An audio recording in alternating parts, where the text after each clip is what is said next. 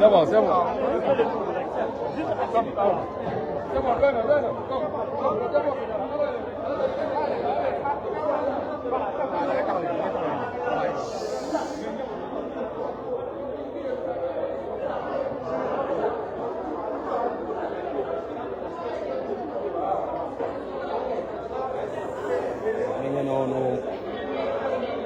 Président Ousmane Sonko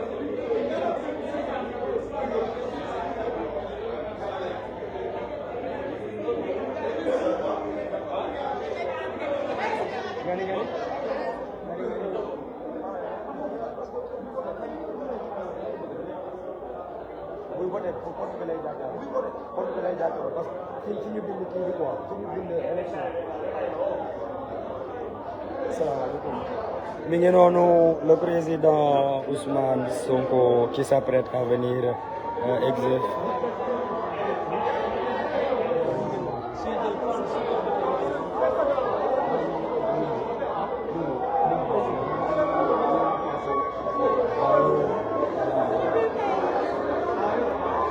Presse.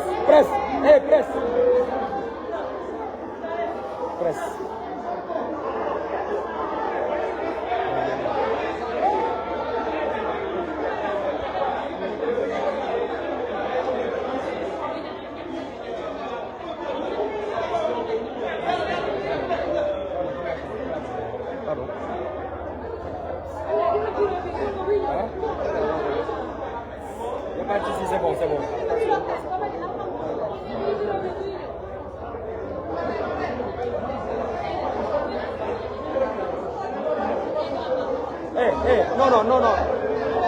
Non.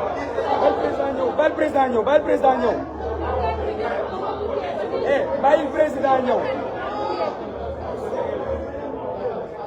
mi ngi noonu le président Ousmane Sonko qui s'apprête à exécuter, à accomplir son devoir citoyen. Vous voyez, c'est le président.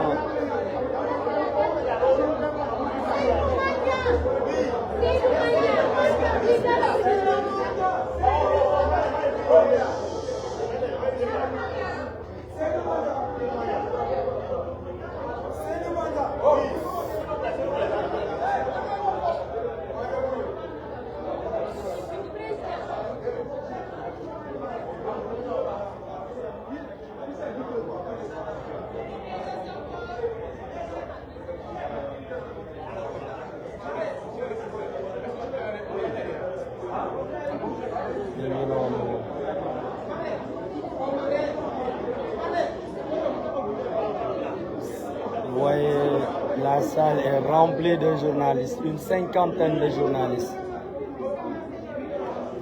Une cinquantaine de journalistes.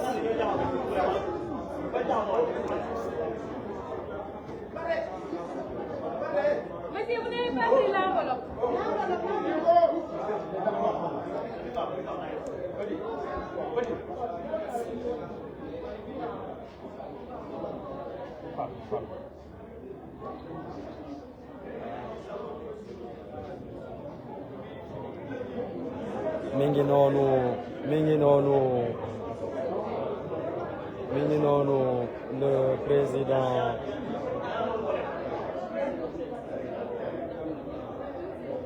mi ngi noonu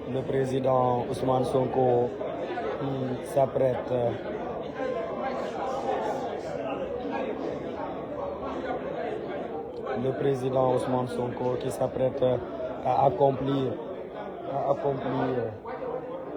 son devoir citoyen.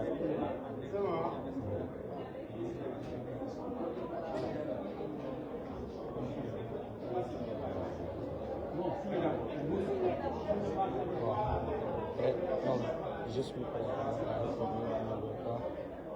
Ah, c'est bon.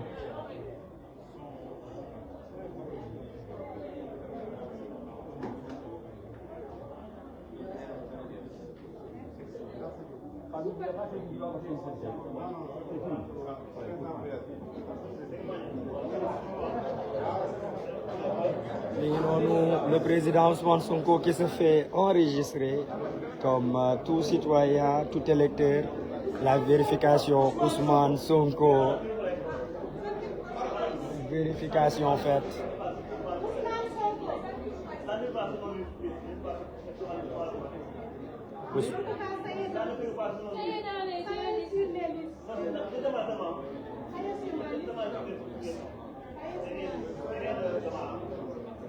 Le président Ousmane Sonko qui est dans la liste électorale. C'est une autre consécration aujourd'hui. Vérification faite, il est dans la liste.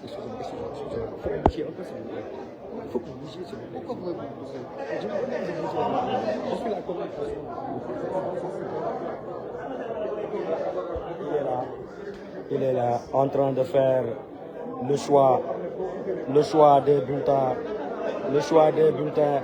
Et tout le monde attend le président Ousmane Sonko, toujours aussi taquin. Et le président Ousmane Sonko qui est en train de choisir les différents bulletins. Il est en train de prendre le choix des bulletins.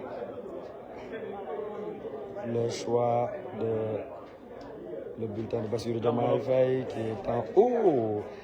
Le bulletin de Bassirou Diomaye Diakhar Faye qu'il place à la première place. Il va s'isoler, comme on dit.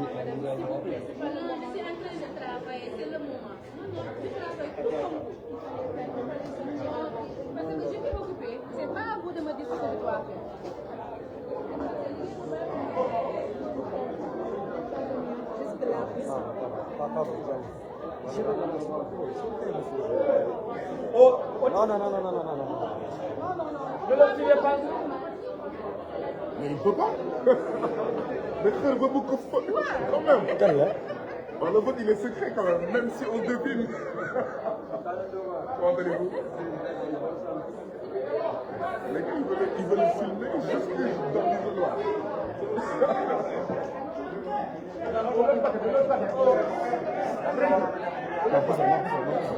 Non, c'est bon? Non,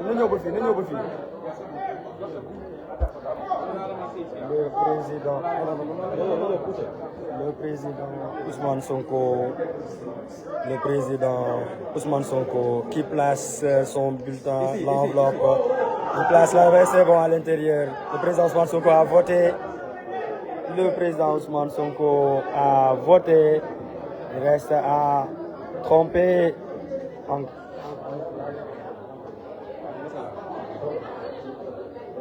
Il signe. Il signe à voter. Il reste l'encre.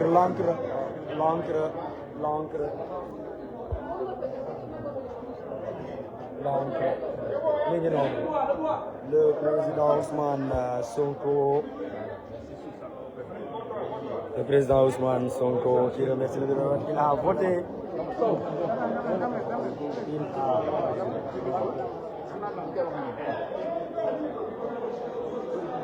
La presse.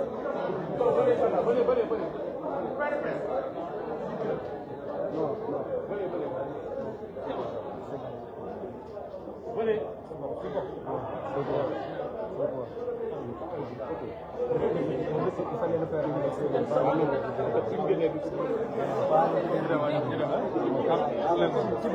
Point de presse.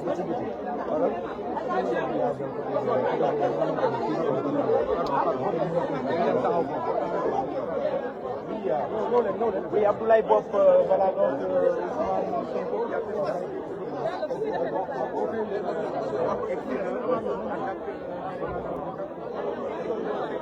La déclaration c'est ici, la presse, la déclaration c'est ici.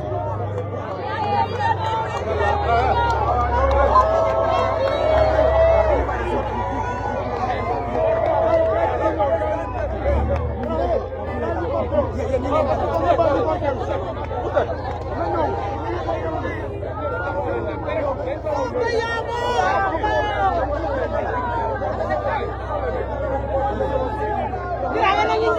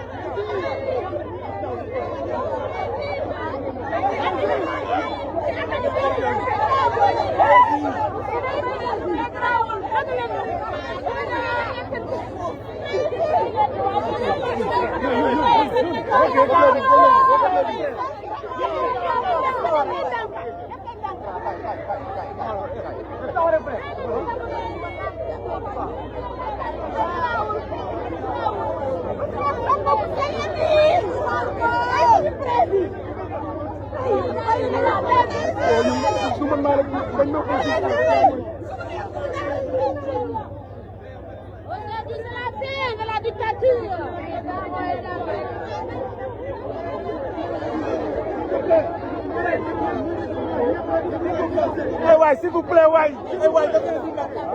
Vraiment, vraiment.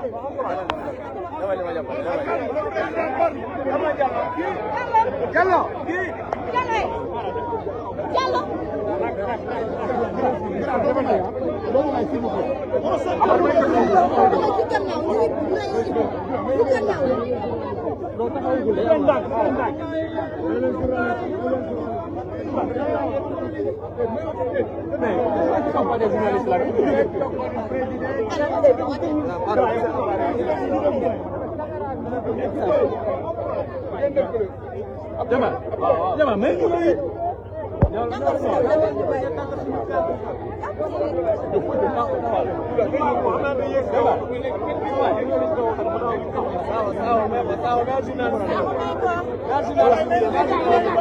Calmez-vous, calmez-vous. Ablaye.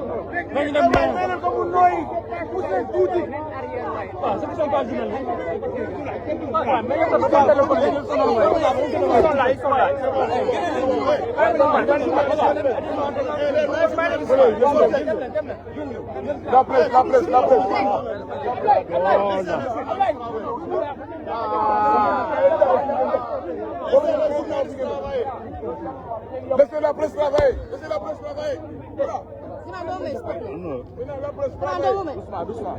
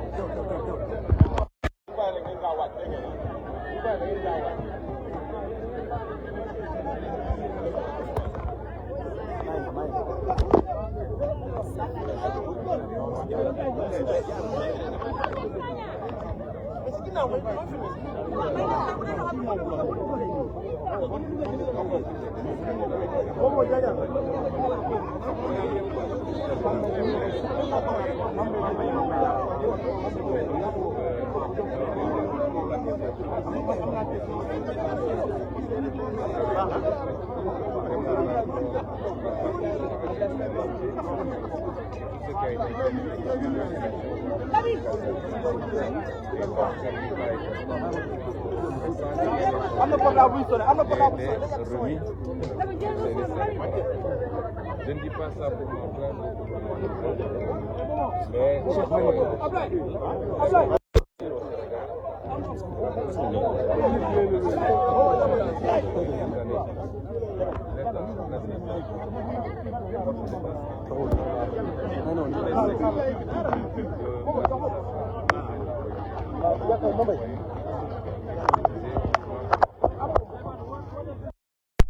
entier de notre programme, du programme du candidat Bassirou Diomaye Faye, la réforme de l'État et de l'administration, pour que les injustices cessent et pour que plus jamais l'État ne soit détourné de sa véritable mission, celle de servir le peuple et non pas celle de servir des causes politiques. Ceci dit, j'ai dit que c'est une journée qui démarre avec ce constat triste, mais qui va se terminer dans la joie, parce que je suis convaincu qu'à l'issue de cette journée, Inch'Allah, notre candidat, Bassirou Diomaye Faye, sera largement élu, et dès le premier tour. Et cela est d'autant plus évident à nos yeux que nous observons une forte affluence des Sénégalais, de la diaspora et de l'intérieur du pays. Je crois qu'on n'a jamais vu une telle affluence dès les premières heures du scrutin. Et nous savons que cette affluence-là est due particulièrement à notre candidature. Et cette affluence est particulièrement jeune aujourd'hui. Ils avaient chantonné partout que ces jeunes ne voteraient pas. Et nous nous rendons compte qu'ils sont massivement venus dans les bureaux de vote dès 6 h du matin, 7 h du matin. Cette affluence est également générale, les femmes, les personnes âgées. Et nous sommes convaincus qu'à l'issue de cette journée, la victoire sera éclatante. Et que ce soir, Inch'Allah, à 21 h, nous aurons les premières tendances qui montreront que le candidat Bassirou Diomaye Faye passe à plus de 50%, à largement plus de 50% du suffrage. Vous avez certainement eu des échos au niveau national. Qu'est-ce qu'on peut retenir? Pour le moment, on ne nous a pas encore signalé d'incident. En tout cas, pas d'incident majeur. Nous souhaitons que cette journée se déroule de cette manière-là jusqu'à la fin, qu'il n'y ait pas d'incident, que les Sénégalais sortent voter massivement. Ils vont le faire parce qu'ils comprennent les enjeux. Contrairement à ce que les politiciens de l'autre bord croient, les Sénégalais comprennent les enjeux. Et l'enjeu d'aujourd'hui, c'est de montrer que le mensonge, la roublardise, l'argent sale ne l'emporteront jamais sur la vertu et la vérité. Et les Sénégalais démontreront que les vertus dont on s'est paré depuis longtemps, en Wolof on parle là de djom, de foule, de faïda, de coléré, que toutes ces vertus-là soient encore présentes au Sénégal et que les Sénégalais sauront faire la part des choses. Et que aucun lobby étranger également ne leur choisira un président de la République. Et c'est pourquoi nous allons lancer encore une fois cet appel-là pour demander aux Sénégalais de continuer à sortir massivement. Nous souhaitons que le taux de participation de cette année soit un taux de participation record depuis l'indépendance jusqu'à aujourd'hui, qu'on puisse dépasser les 70 ou 75% de taux de participation. Ce sera indicatif pour la légitimité du président que nous allons choisir, c'est-à-dire le président Bassirou Diomaye Faye. Nous lançons cet appel-là, mais nous lançons également un appel à la vigilance, particulièrement des jeunes qui continuent d'organiser les rondes et les brigades de surveillance et de sécurisation des élections. On a vu ce qui s'est passé hier à Ziguinchor. On a vu en tout cas une vidéo circuler qui faisait état de Bissau-Guinéens qui auraient été transportés par des acteurs politiques locaux pour venir voter au Sénégal. Nous avons toujours dit aux jeunes que c'est à vous de prendre votre destin en main et de sécuriser ces élections en organisant des brigades de surveillance et en refusant qu'un étranger, et par étranger je ne parle pas de gens qui sont établis au Sénégal depuis longtemps et qui ont leur nationalité en bonne et due forme, mais je dis de gens qui ne sont pas d'ici, qui sont transportés par des cars qui traversent les frontières gambiennes, sénégalaises, bissau-guinéennes ou mauritaniennes pour venir voter au Sénégal. Il faut que les jeunes prennent leurs responsabilités pour l'empêcher par tout moyen possible. Parce que c'est une élection du Sénégal, par les Sénégalais et pour les Sénégalais. Et je lancerai également un dernier appel au calme, à la sérénité. En tout cas, nous n'avons aucun intérêt à ce que ces élections soient perturbées parce que nous allons les gagner, s'il plaît à Dieu. Je dois lancer un appel pour éviter de répondre aux provocations. Nous savons que dans certaines zones, particulièrement dans le Baol, dans le département de Mbaké, le plan c'est de créer des provocations pour qu'il y ait des rixes, pour qu'il y ait des affrontements et que les autorités en tirent des conséquences pour demander la suspension du vote. Nous demandons à tout le monde de garder son calme, sa sérénité et nous lançons un dernier appel au ministre de l'Intérieur pour qu'il sécurise les Sénégalais qui doivent venir voter. Ça ne doit pas être l'affaire des jeunes, en principe, mais si l'État est défaillant, les citoyens prendront leurs responsabilités pour sécuriser leur vote. Et nous lançons un appel au ministre de l'Intérieur que toutes les dispositions soient prises pour éviter que ça et là, des nervis soient recrutés pour venir perturber le déroulement du vote. Voilà ce que je voulais dire. Alors à wolof ginnaaw bi nga voté mun nañu lan lañ mun a jàpp ci situation bi ak lépp loo xamante ne ci wàllu appel.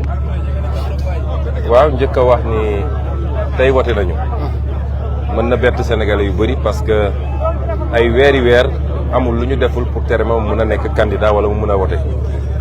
commencé na fii si Thior bi ñu ñëwee fii gagné suñu procès mu dellu Ndakaaru ñu gagné waat suñu procès waaye malgré tout administration bañ na ci ndigalu ñi yor nguur gi ne du ma jox samay fiche de parrainage du ma pay ma nekk candidat tey dara changé wul ci diggante boobu mais ñoom ñi ma génne woon ci liste bi ñoo jékki-jékki delluwaat ma ci liste bi li nag su ma ko waxee waxuma ko pour joytu ndax ku ñu xam-xam ni ñun duñu joytu li war am dafa waroon am loolu la yàlla dogal te bu ñu teree benn Ousmane Sonko nekk candidat li ñu xamul woon mooy Ousmane Sonko du benn ay junni Ousmane Sonko la te Bassirou Diomaye Faye benn la ci Ousmane Sonko yooyu tey Ousmane Sonko nekk na candidat te dinañu gagné élection bu soobee yàlla waxuma ko pour joytu waaye lenn la ci suñu programme lu war a tax rek Sénégalais yi gën voté massivement mooy injustice bi am ci réew mi jaay doole jël doole nguur war koo jëfandikoo pour jàppale Sénégalais yi seen dund gën a baax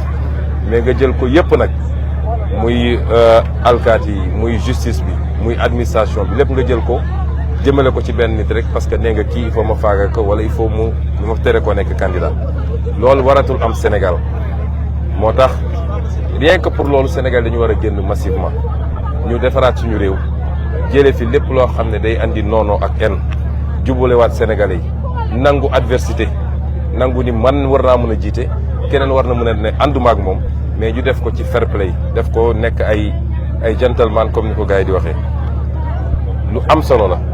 élection bi enjeu bi dafa rëy moomaat suñu bopp la ci suñu wàllu koom-koom d'abord delloo si justice ci wàllu économie delloo si justice ci wàllu social ba séddale bi tam jaar yoon mais moomaat suñu bopp li ñuy wax souveraineté loolu mooy solo élection bi moo tax ma doon wax ni mooy élection bu gën a am solo bi ñuy Sénégal ba léegi moo gën a am solo sax indépendance man gëm naa ni suñu véritable indépendance tey jii lay door bu soobee yàlla moo tax ñuy wax sénégalais yëpp dañu génn massivement bëgg nañ taux de participation bi weesu juróom-ñett fukk ci téeméer loolu mooy li ñuy ñaan te li ñu gisagum balaa may ñëw xool naa image yu bëri bi mooy suñu 5e élection waaye mosuma gis à 10 heures du matin farlu bu mel nii ci bureau de vote yi muy fii muy diaspora bi kon am nañu yaakaar ni Sénégalais yi xam nañu enjeu bi te dinañ gën massivement voté te élection bi du am 2e tour gëm naa ni tey dinañ ko gagné au premier tour incha allah te gëm naa ni yàlla bëgg na Sénégal tam Sénégal yi dinañ wane ni dem dajale alal goo xam ne lewul daganul wala nga dem ay waa bitim réew ngemb la wala nga yaakaar ni ci caaxaan ak ci naxaate mën nga jël réew dinañ wane ni loolu Sénégalais li ñu doon woote suñu maam yi doon ko woote ñu xam ñu ci dëggu ci jom ci fulla ci ngor ci doylu Sénégalais dinañ ko jëmmalaat tey en votant massivement pour le candidat Bassirou Diomaye Faye kon di lancer aussi un appel ministre de l'intérieur am nañ jot bu rafet ci moom Sénégal yëpp am nañ ko jàpp nañ ne xam nañu moom tam xam na enjeu yi te bëggul jóge fii ñu koy woy bu ñaaw waaye ñu koy gën a soññ rek lu mu doon def rek na ko yokk parce que am na ñoo xam ne xam nañu ñoom dañuy perte élection seen pexe yëpp mooy nu ñuy def ba perturber ko loolu tam ñu ciy dellu lancer appel ministre de l'intérieur mu renforcer kaaraange électeurs yi Sénégal yëpp mën a génn voter ci seen teyu bakkan ñibbi seen kër tranquillement ngoon ñi dépouiller ñu xam tendance yi teel a leer ñu xam ni victoire bi fii la féete di continuer lancer aussi un appel à toutes les populations mais particulièrement ndaw ñi parce que ndaw ñi xam nañ li xew waaye ñoom ñoo mën a gën a sécuriser vote bi lañ leen doon wax rek bu ñu nangu ñuy jëlee ay nit feneen ñoo xam ne bokkuñu ci réew mi gis nañ liñ fi xew démb Ziguinchor te ñu ngi koy signaler feneen ak feneen booru Mauritanie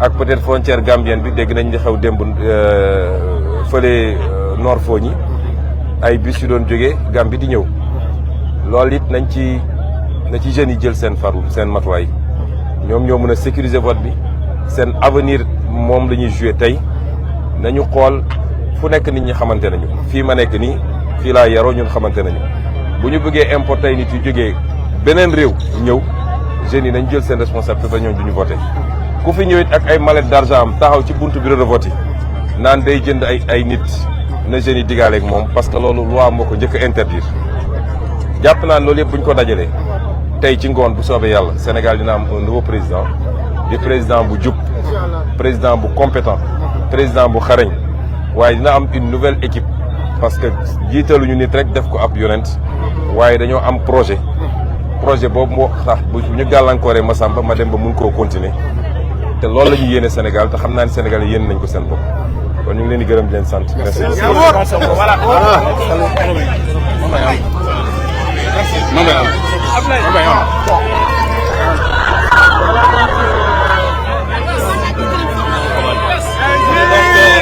waaw mi ngi noonu kon président Ousmane Sonko voté na ba pare fi nga xamante ni moom moo di école des filles bu centre de vote habituel am mi ngi noonu.